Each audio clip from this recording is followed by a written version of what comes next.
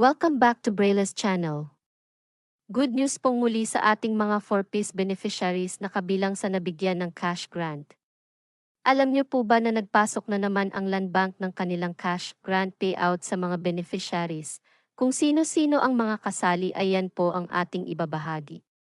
But before po tayo mag-start sa ating topic, please, do kindly subscribe, like, and share na din sa kapwa natin 4-piece beneficiaries para lagi po kayong updated sa mga latest cash payout ng Land Bank at ng TSW. With no further ado, let's begin na po sa ating topic, the ongoing 4-piece cash grant. Pumasok na sa Land Bank.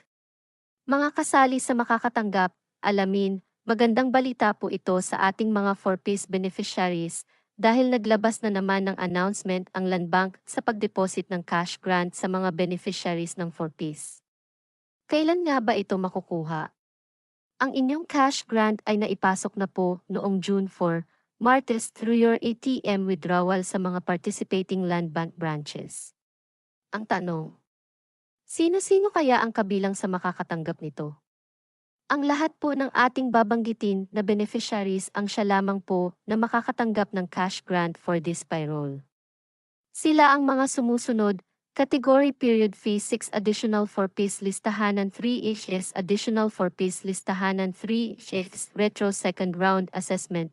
Ang lahat ng region ay kasama sa mabibigyan nito.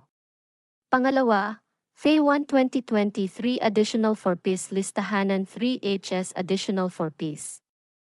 Listahanan 3HS Retro Second Round Assessment, ang lahat ng region ay kasama rin sa makakatanggap.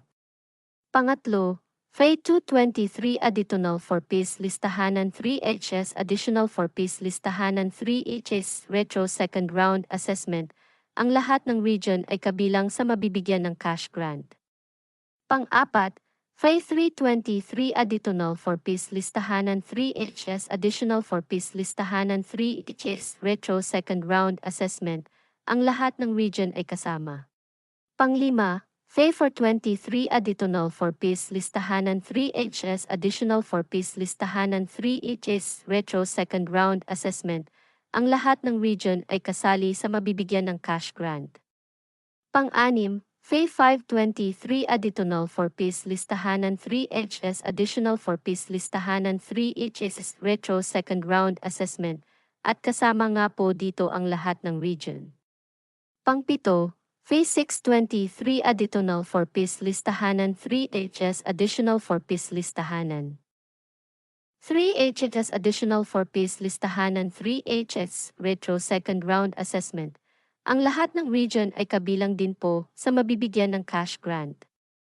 At ang panghuli, ang Category Period Fee 1 2024 RCCT Client Status Active Households in Special of DEF, kabilang po sa mabibigyan dito ay ang Region 5, Region 7 at Region CAR or Cordillera Administrative Region, Abra, Apayao, Benguet, Ifugao, Kalinga, and Mountain Province, at ang Baguio.